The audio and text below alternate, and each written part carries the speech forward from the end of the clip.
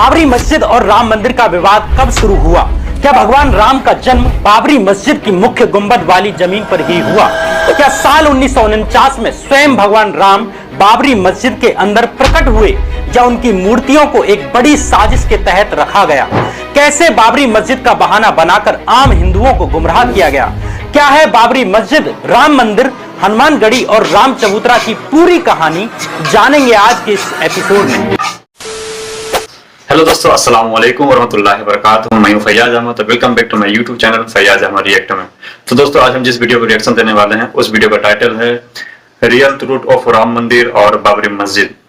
चलिए देखते हैं इस वीडियो में जो श्याम मीरा सिंह भाई साहब ने बनाया है और उसमें बताया है कि क्या है राम मंदिर और बाबरी मस्जिद की पूरी हकीकत और पूरी कहानी। तो वीडियो को आप भी देखिएगा और हम भी देखते हैं। इस वीडियो में पता चलेगा कि क्या है पूरी सच्चाई राम मंदिर और बाबरी मस्जिद की। तो वीडियो को लास्ट तक देखिएगा और मेरा रिक्वेस्ट है, अगर वीडियो अच्छा लगे तो वीडियो को लाइक कर दीजिएगा। चलिए पहले वीडियो देखते हैं और जानते हैं। तो चलिए लेट्स स्टार्ट द वीडियो।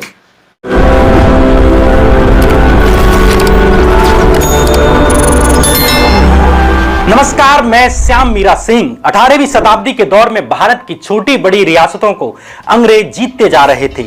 इसी तरह अवध राज्य पर कहने को तो नवाब का राज था, लेकिन असल में अवध के शासन प्रशासन पर अंग्रेज अपनी मजबूत पकड़ बना चुके थे। दरअसल साल 1801 की संधि के बाद से ही अंग्रेजों ने अवध की उपजाऊ जमीन के पट्टे हासिल कर लिए थे, जिसकी एवज में अंग्रेज अवध के नवाब को एक स्टाइपेंड दिया करते थे, यानी किराया दिया करते थे।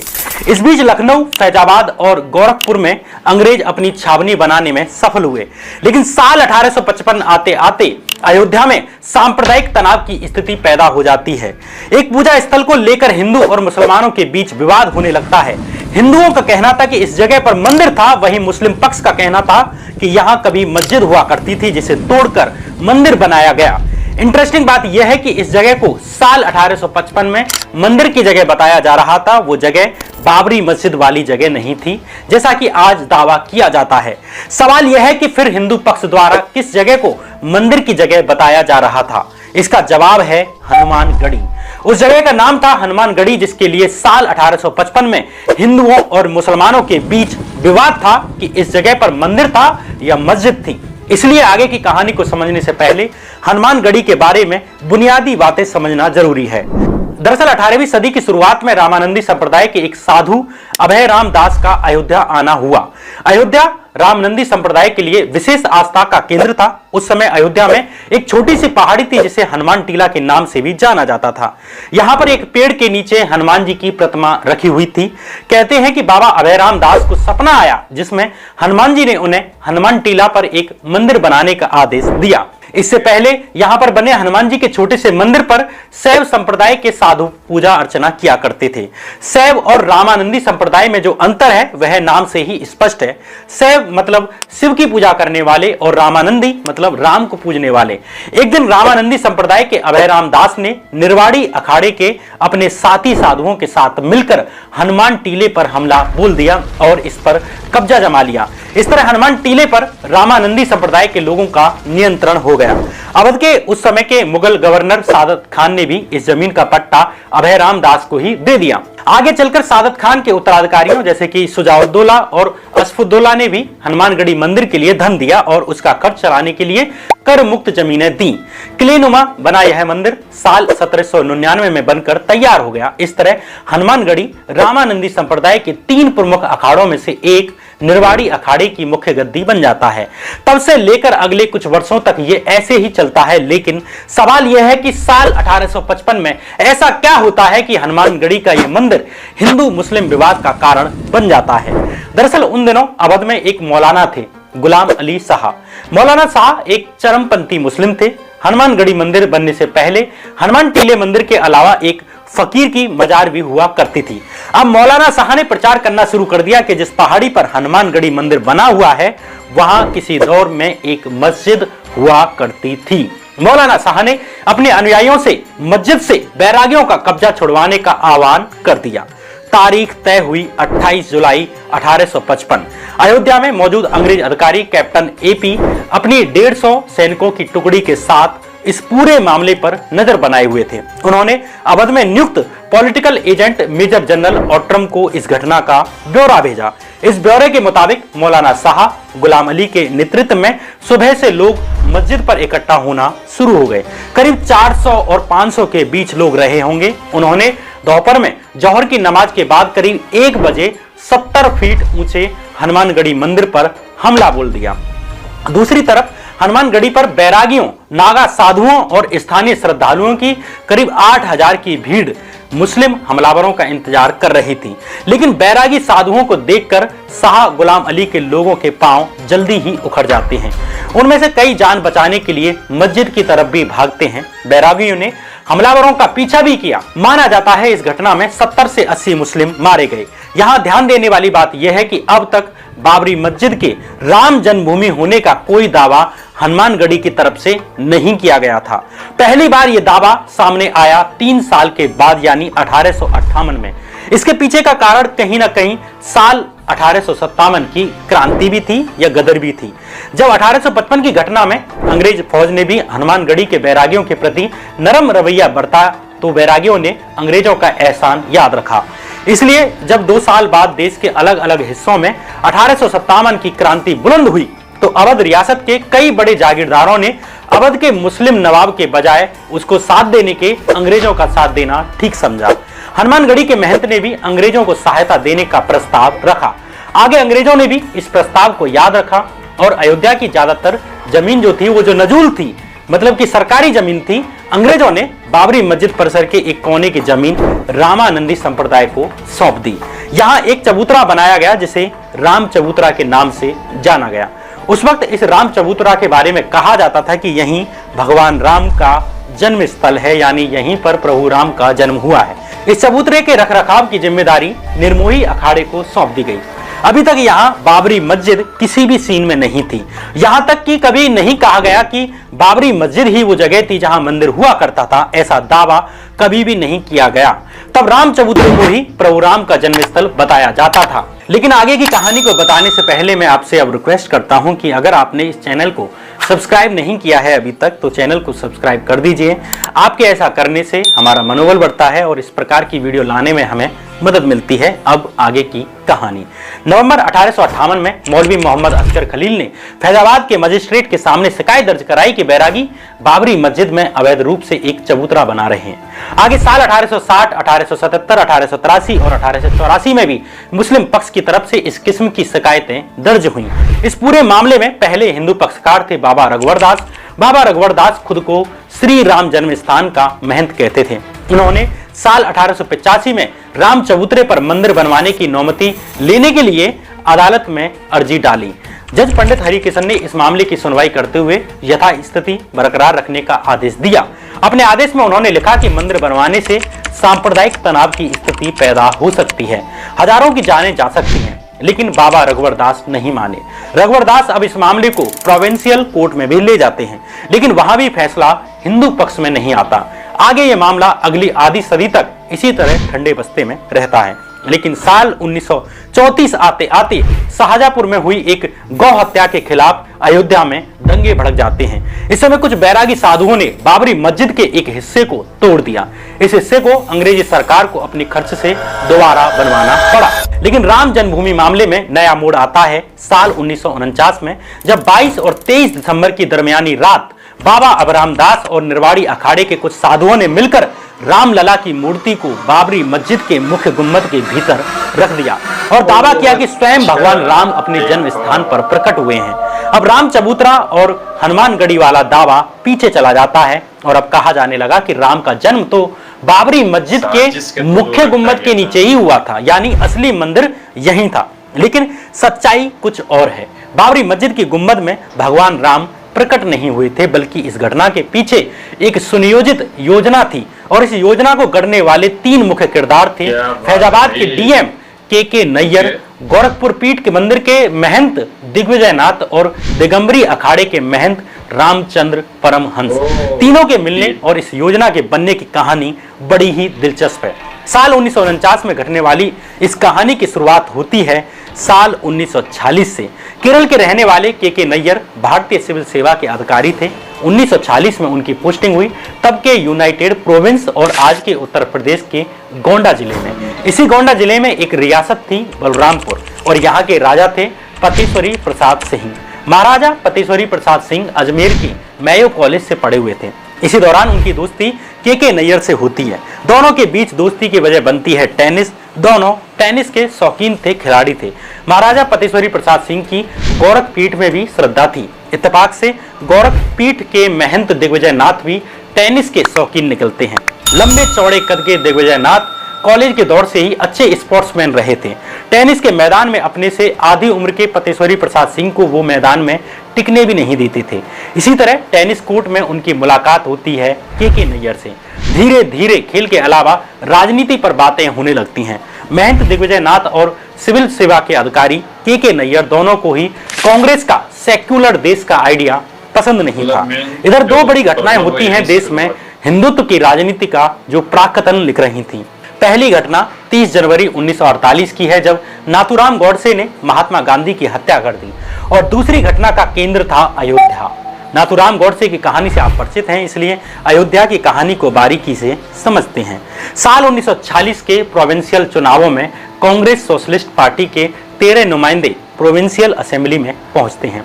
तब कांग्रेस सोशलिस्ट पार्टी के नेता कांग्रेस के साथ ही काम किया करते थे, लेकिन राजनीतिक मतभेद बढ़ जाने के कारण 14 साल तक कांग्रेस के भीतर रहकर काम करने वाली कांग्रेस सोशलिस्ट पार्टी ने मार्च 1948 में कांग्रेस से अलग होने का फैसला किया। नई पार्टी बनाई गई जिसका नाम रखा गया सोशलिस्ट पार्टी। कांग्रेस से अलग होने के बाद इन नेताओं ने प्रोविंशियल असेंबली की सदस्यता से इस्तीफा दे दिया। इन नेताओं में आचार्य नरेंद्र देव भी शामिल थे। इन 13 सीटों पर जून 1948 में नए सिरे से चुनाव होने थे। आचार्य नरेंद्र देव सोशलिस्ट पार्टी की टिकट पर फैजाबाद की सीट से मैदान में उतरते हैं। फैजाबाद यानी अयोध्या वाला क्षेत्र। इधर साल 1946 के यूनाइटेड प्रोविंस यानी तत्कालीन संयुक्त प्रांत और आज के उत्तर प्रदेश के विधानसभा चुनावों में कांग्रेस जीत चुकी थी, और कांग्रेसी नेता गोविंद वल्लभ पंत दूसरी मर्तबा यूनाइटेड प्रोविंस के प्रीमियर चुने गए थे, यानी एक तरह से मुख्यमंत्री चुने गए थे। अब गोविंद वल्लभ पंत ने अपनी कुर्सी के पायों को तेजी से मजबूत करना शुरू कर दिया। इसलिए साल 1948 का फैजाबाद उपचुनाव गोविंद वल्लभ पंत के लिए एक सुनहरा मौका था। पंत ने कांग्रेस के बागी आचार्य नरेंद्र देव के खिलाफ बिसात बिछानी शुरू कर दी। उनकी इस योजना में उन्हें सूबे के लेजिस्लेटिव असेंबली के अध्यक्ष पुरुषोत्तम दास टंडन का पूरा सहयोग मिला, और टंडन की छवि एक हिंदुत्ववादी नेता की थी। वो कांग्रेस के भीतर मजबूत हो रहे दक्षिणपंथी धड़े यानी कि आज के आरएसएस, बीजेपी या जैसे कहें कि राइट विंग के उभरते हुए सितारे थे। अब दोनों ने योजना बनाई कि फैजाबाद उपचुनाव में नास्तिक समाजवादी आचार्य नरेंद्र देव के खिलाफ एक हिंदू सन्यासी को कांग्रेस की टिकट दिलाई जाए। लेकिन कांग्रेस आलाकमान पहले से ही फैजाबाद उपचुनाव के लिए सिद्धेश्वरी प्रसाद की टिकट पर मोहर लगा चुकी थी। इसलिए गोविंद वल्लभ पंत और पुरुषोत्तम दास टंडन के लिए जरूरी था कि सिद्धेश्वरी प्रसाद का टिकट कटवाया जाए, और अंततः गोविंद वल्लभ पंत कांग्रेस की लीडरशिप को नरेंद्र देव के खिलाफ हिंदू छवि वाले बाबा राघव दास को उतारने के लिए मनाने में कामयाब हो जाते हैं। बाबा राघव दास अयोध्या के पास के ही जिले देवरिया के रहने वाले थे, और साल 1921 में महात्मा गांधी से मिलने के बाद गांधीवादी हो गए थे। चरखा चलाते थे, कई दफा जेल भी गए। उनके नाम पर आला कमान को मनाना बहुत मुश्किल काम नहीं था। धीरेन्द्र के झा और कृष्णा झा अपनी किताब अयोध्या द डार्क नाइट में लिखते हैं कि बाबा राघव दास को टिकट दिया जाना एक चालाकी भरा पैतरा था। इसके जरिए आने वाले चुनाव में हिंदुओं की धार्मिक भावनाओं का राजनीतिक फायदा उठाने की कोशिश की जा रही थी। यह निर्णय कांग्रेस की राजनीति का टर्निंग पॉइंट था। चुनाव प्रचार शुरू हुआ। कांग्रेसी सीएम गोविंद वल्लभ पंत ने सबसे पहले मंदिरों के महंतों और बैरागियों से मुलाकातें की ताकि राघव दास के समर्थन में माहौल बनाया जा सके, और देखते ही देखते पंत ने फैजाबाद उपचुनाव को एक सन्यासी बनाम एक नास्तिक की लड़ाई में तब्दील कर दिया। नेशनल हेराल्ड अखबार में इस चुनाव की कवरेज कुछ इस तरह से हुई। प्रीमियर पंत ने कहा कि मुस्लिम जमींदार और दूसरे निहित स्वार्थ वाले लोग कांग्रेस को कमजोर करने में लगे हुए हैं। उन्होंने कहा कि सोशलिस्ट लोग हिंदुस्तानी जबान को भारत की आधिकारिक भाषा बनाना चाहते हैं, जिसे नागरी और उर्दू दोनों में लिखा जाए, लेकिन कांग्रेस ने पहले से ही अपना समर्थन हिंदी को दिया हुआ है। हमने राजकाज में पहले से ही हिंदी का उपयोग शुरू कर दिया है। अब लोगों को तय करना है कि वे किस तरफ खड़े हैं। उस वक्त के सबसे बड़े सूबे के सबसे बड़े नेता यानी संयुक्त प्रांत के प्रीमियर गोविंद वल्लभ पंत का यह बयान अपने आप में साक्ष्य है कि कांग्रेसी नेता ने फैजाबाद उपचुनाव को हिंदू मुस्लिम का मुद्दा बना दिया ताकि अपने ही बागी आचार्य नरेंद्र देव को हराया जा सके। फैजाबाद उपचुनाव में हिंदुओं को लामबंद करने का कोई मौका नहीं छोड़ा गया। बाबा राघवदास अपने चुनाव प्रचार की सभा में तुलसी की पत्तियां बंटवाते और अपने भाषणों में वो ये बताना नहीं भूलते कि वो और प्रीमियर गोविंद वल्लभ पंत यानी कांग्रेसी नेता समर्पित हिंदू ब्राह्मण हैं। 28 जून 1948 के दिन उपचुनाव के लिए वोट डाले जाते हैं और अगले दिन नतीजे भी आ जाते हैं। सोशलिस्ट नेता और कांग्रेस के बागी आचार्य नरेंद्र देव 4080 वोट ही हासिल कर पाए, जबकि उनके विरोधी और कांग्रेसी उम्मीदवार बाबा राघवदास को 5392 वोट हासिल होते हैं। पंत की बिछाई बिसात पर आचार्य नरेंद्र देव हार जाते हैं, लेकिन इस चुनाव ने कांग्रेस की दिशा बदल दी। यह पहली बार था जब स्वतंत्रता संग्राम से निकली कांग्रेस पार्टी ने चुनाव जीतने के लिए धर्म का इस्तेमाल किया था। यह संविधान सभा में की गई नेहरू की उस मशहूर तकरीर के 3 महीने के भीतर ही हो रहा था, जिसमें उन्होंने कहा था कि सांप्रदायिकता के तौर पर मजहब और सियासत का गठजोड़ सबसे खतरनाक चीज है। यह सबसे असामान्य और अवैध किस्म की नस्ल पैदा करेगा। और सबसे बड़ी बात यह कि यह गांधी की हत्या के कुछ महीने के भीतर ही हो रहा था। आगे 22 और 23 दिसंबर 1949 की रात बाबरी मस्जिद के गुंबद में घुसकर राम मूर्तियां रखने की जो घटना होने जा रही थी, वो फैजाबाद उपचुनाव ने उसकी जमीन तैयार कर दी थी। इसे थोड़ा और समझते हैं। महात्मा गांधी की हत्या के बाद सावरकर और गॉडसे वाली हिंदू महासभा की गतिविधियों पर रोक लगा दी गई थी। इसी बीच 1 जून 1949 को के नैयर को फैजाबाद का डीएम बनाया गया। जुलाई 1949 में हिंदू महासभा से बैन हटा लिया जाता है, जिससे हिंदू महासभा फिर से अपनी राजनीतिक गतिविधि में लग जाती है। यहां आता है इस कहानी का तीसरा किरदार, दिगंबरी अखाड़े के महंत रामचंद्र दास। रामचंद्र दास हिंदू महासभा के सक्रिय सदस्य थे और अयोध्या इकाई के अध्यक्ष थे। 1951 में देश के पहले आम चुनाव होने थे। हिंदू महासभा मंदिर आंदोलन के राजनीतिक महत्व को जानती थी और योजना बनी कि काशी, मथुरा और अयोध्या में मंदिर आंदोलन शुरू किया जाएगा। इसके तहत अयोध्या में अखिल भारतीय रामायण सभा का गठन किया जाएगा। इस सभा का मुख्य काम जगह जगह जाकर रामचरितमानस का पाठ करना था। महंत रामचंद्र दास ने अपने एक पुराने साथी बैरागी अभिराम दास को इस संगठन का संगठन सचिव बनाया। आगे जाकर अभिराम दास की एक कार्रवाई इस देश की राजनीति का व्याकरण बदल देती है। वो कार्रवाई क्या थी, ये आगे आपको पता चल जाएगा। अभिराम दास के बचपन का नाम अभिनंदन मिश्र था। वो दरभंगा के रहने वाले थे और गरीब परिवार से आने वाले अभिनंदन 1934 के आसपास घर बार छोड़कर अयोध्या आ गए। यहाँ पर उनकी मुलाकात हनुमानगढ़ी के एक बैरागी सरयू दास से होती है। अभिनंदन ने सरयू दास को अपना गुरु मान लिया और हनुमानगढ़ी के बैरागी हो जाते हैं और नाम पड़ा अभिराम दास। अभिराम दास की आध्यात्मिक दुनिया में बहुत गहरी रुचि नहीं थी। हनुमानगढ़ी का अखाड़ा वो जगह थी जहां अभिराम दास का मन रमता था।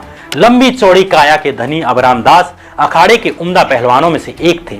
संन्यास लेने के बाद करीब 1 दशक तक वो अपने परिवार से पूरी तरह कटे रहे, लेकिन 1944 में उनके छोटे भाई श्री कृष्ण मिश्र ने उनको खोज निकाला। संन्यास के 12 साल पूरे होने के बाद हर सन्यासी को एक बार अपने घर भिक्षा लेने के लिए लौटना पड़ता है। अभिराम दास जब दरभंगा जिले में अपने गांव पहुंचे तो वो सन्यास के कठोर नियमों का पालन नहीं कर सके और उनका अपने परिवार से राब्ता फिर से जुड़ जाता है। उनके कहने पर 3 भाई और 4 ममेरे भाई अयोध्या पढ़ने के लिए आ जाते हैं। अयोध्या के उत्तरी किनारे पर बने रामघाट मंदिर के बंदोबस्त की जिम्मेदारी अभिराम दास के पास ही थी। उन्होंने अपने भाइयों के रहने का प्रबंध इस अधूरे बने मंदिर के एक कमरे में कर दिया। उनके भाई हनुमानगढ़ी के संस्कृत विद्यालय से शिक्षा ले रहे थे। अब उस घड़ी का वक्त आ जाता है जिसने इस देश की पूरी राजनीति बदल दी, जिसकी नींव पर आगे चलकर पूरा राम मंदिर आंदोलन खड़ा होता है। 22 दिसंबर 1949 रात के 10 बज रहे थे। अभिराम दास रामघाट स्थित मंदिर पहुंचे। योजना के मुताबिक उन्हें अभी यहां नहीं होना था, लेकिन कुछ भी योजना के अनुसार नहीं जा रहा था। योजना के मुताबिक अभिराम दास और दिगंबरी अखाड़े के महंत रामचंद्र परमहंस को 16वीं शताब्दी में बनी बाबरी मस्जिद में एक साथ घुसना था, लेकिन ऐन मौके पर महंत रामचंद्र दास गायब हो जाते हैं। इसकी एक व्याख्या यह भी हो सकती है कि वो अभिराम दास को बताए बिना ही कलकत्ता में होने जा रहे हिंदू महासभा के अधिवेशन में भाग लेने के लिए चले गए हों। जो भी हो, रामचंद्र दास मौके पर नहीं थे और अबराम दास को ये बात परेशान कर रही थी। अबराम दास ने रात 11 बजे अपने भाइयों को खड़ा होने के लिए कहा। इसके बाद अबराम दास ने अपने छोटे भाई उपेंद्र मिश्रा को अपने ममेरे भाई युगल किशोर झा का हाथ थामने के लिए कहा। युगल किशोर उनके भाइयों में सबसे बड़े थे। अबराम ने सबके सामने कहा कि अगर मैं कल सुबह तक वापस नहीं लौटता हूं तो मेरे बाद मंदिर और तुम लोगों की देखभाल करने की जिम्मेदारी युगल किशोर की होगी। इसके बाद वो कमरे से तेजी से बाहर निकल जाते हैं। उनके दो भाई युगल किशोर और इंदु शेखर झा उनके पीछे पीछे चलने लगते हैं। दोनों को अंदाजा नहीं था कि आगे क्या होने जा रहा है। अबराम दास 10 मिनट में पैदल चलते हुए राम चबूतरे तक पहुंच जाते हैं। कुछ ही देर में वहां हनुमानगढ़ी के एक और बैरागी वृंदावन दास पहुंचते हैं। उनके हाथ में रामलला की छोटी सी मूर्ति थी। निर्मोही अखाड़े के अबराम दास ने इस मूर्ति को अपने हाथों में पकड़ लिया और आगे बढ़ जाते हैं। अब उनके सामने भीतरी पर्दे की एक दीवार बची थी। सारी उम्र अखाड़े में देह को मांझने वाले अबराम दास के लिए ये कोई मुश्किल भरा काम नहीं था। अबराम दास दीवार फांदकर मस्जिद के भीतर पहुंच जाते हैं और उन्होंने वहां पर रामलला की मूर्तियां रख दी। अगले दिन इस घटना ने भारत की राजनीति में भूचाल ला दिया। इस घटना के बारे में कहा जाने लगा कि स्वयं भगवान श्री रामलला का प्रकटोत्सव हुआ है। स्वयं भगवान अपने जन्म स्थान पर प्रकट हुए हैं। इस अफवाह के दम पर कुछ लोगों ने यह प्रचारित करना शुरू कर दिया कि बाबरी मस्जिद की जगह है जहां राम प्रकट हुए। इससे पहले कभी भी बाबरी मस्जिद का जिक्र राम मंदिर जन्म स्थान के रूप में नहीं किया जाता था। न्यूज 18 समाचार को दिए बयान में राम जन्मभूमि समिति के अध्यक्ष अच्युत शंकर शुक्ला बताते हैं कि 1949 में पौष शुक्ल की तृतीया को भगवान राम प्रकट हुए थे। आगे इस दिन को प्रकटोत्सव दिवस के रूप में मनाया जाने लगा। इस घटना के तत्काल बाद निर्मोही अखाड़े के अबराम दास, जिन्हें अभय राम दास भी कहा जाता था, उनके खिलाफ एक FIR रजिस्टर कर ली जाती है। अभय राम के साथ सिद्धेश्वर राव और शिवचरण दास समेत 60 अन्य लोगों के खिलाफ भी FIR दर्ज की गई। तत्कालीन पुलिस अधिकारी राम दुबे ने FIR को इस तरह रजिस्टर किया। मैं सुबह 7 बजे जन्मभूमि पहुंचा। मुझे कांस्टेबल माता प्रसाद से पता चला कि करीब 50-60 लोग मस्जिद का ताला तोड़कर और दीवार फांदकर मस्जिद में घुस गए, जहां उन्होंने रामलला की मूर्तियों को स्थापित किया और गेरुआ रंग से दीवारों पर श्री राम लिख दिया। उस वक्त मौजूद कांस्टेबल हंसराज ने उन्हें ऐसा करने से मना किया, लेकिन वे नहीं माने। हालांकि आंदोलन समर्थकों ने यह दावा किया कि रामलला खुद यहां प्रकट हुए। इंडियन एक्सप्रेस की एक रिपोर्ट के अनुसार विश्व हिंदू परिषद के नेता BL शर्मा कथित तौर पर दावा करते हैं कि जिस वक्त बाबरी मस्जिद के डोम में रामलला की मूर्ति प्रकट हुई, उस वक्त वे वहां पर मौजूद थे। BL प्रसाद कहते हैं कि सुबह करीब 3 बजे बाबरी मस्जिद के अंदर से लाइट आ रही थी और ये लाइट रामलला की मूर्ति से आ रही थी। ये वही BL शर्मा थे जो आगे चलकर दिल्ली से भाजपा की तरफ से 2 बार सांसद बनते हैं। बाबरी मस्जिद की मुख्य गुंबद के नीचे रामलला की मूर्ति रखने की घटना आगे जाकर संपूर्ण बाबरी मस्जिद को तोड़े जाने की साजिश का कारण बनती है। आम हिंदुओं में यह संदेश गया कि भगवान राम का जन्म बाबरी मस्जिद की गुंबद के नीचे वाली जगह पर ही हुआ है, जबकि इस घटना से पहले राम चबूतरा को प्रभु राम का जन्म स्थान माना जाया करता था। साल 1992 में बाबरी मस्जिद ढहाए जाने की घटना के बाद बैठी इंक्वायरी यानी द लिब्रहन कमीशन ने अपनी रिपोर्ट में 1948 की घटना को एक बड़ी साजिश का परिणाम बताया। द लिब्रहन कमीशन रिपोर्ट ने आगे कहा कि रामलला की मूर्ति के प्रकट होने की घटना एक बड़ी साजिश का हिस्सा मालूम पड़ती है, जिसमें लोकल प्रशासन भी शामिल था। ये रिपोर्ट इस साजिश में मुख्य भूमिका निभाने के लिए खासकर गोंडा जिले के DM KK नैयर की तरफ इशारा करती है। इस घटना ने आम हिंदुओं की भावनाओं को और अधिक इस्तेमाल करने के लिए रास्ता खोल दिया। आज भी आम भोले वाले हिंदुओं के एक बड़े हिस्से को लगता है कि राम बाबरी मस्जिद में ही प्रकट हुए थे, लेकिन असली कहानी कुछ और है। इस देश के लोग बड़े निर्दोष और धार्मिक प्रवृत्ति के हैं। उन्हें अपनी जान से अधिक भगवान प्यारे हैं, भगवान राम प्यारे हैं। भगवान की आड़ में सदियों से इन निर्दोष लोगों को ठगा गया और आज भी ठगा जा रहा है। एक पूरा देश ही इस बात में लग गया कि मंदिर यहां था, मस्जिद यहां थी, मूर्ति यहां प्रकट हुई थी, यहां जन्म हुआ था, यहां नहीं हुआ था। इस देश को अपनी गरीबी से लड़ना था, अस्पतालों के लिए लड़ना था और शिक्षा के लिए लड़ना था। वो देश पिछले दशकों से मंदिर मस्जिद से बाहर नहीं आ पा रहा है।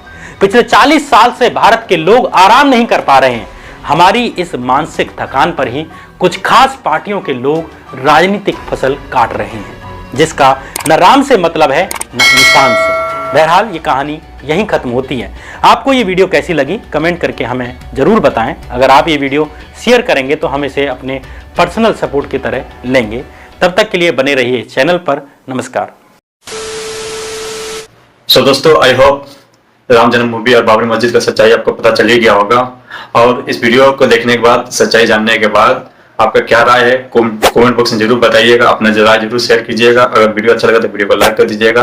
अगर चैनल पर नए हैं चैनल को सब्सक्राइब कर दीजिएगा और बेल आइकन दबाना नहीं भूलिएगा ताकि हमारा हर आने वाला वीडियो नोटिफिकेशन सबसे पहले आपको मिलता रहे। और इस वीडियो को ज्यादा से ज्यादा शेयर कीजिए कि लोगों को पता चले कि क्या साजिश हुआ था।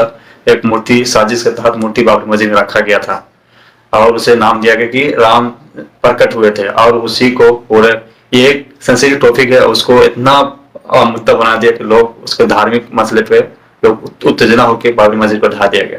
ये है सच्चाई। तो दोस्तों, आज की वीडियो यहीं तक, फिर मिलेंगे किसी नेक्स्ट वीडियो में। तब तक दीजिए हमें इजाजत। खुदा हाफिज। सब खैर। Good bye.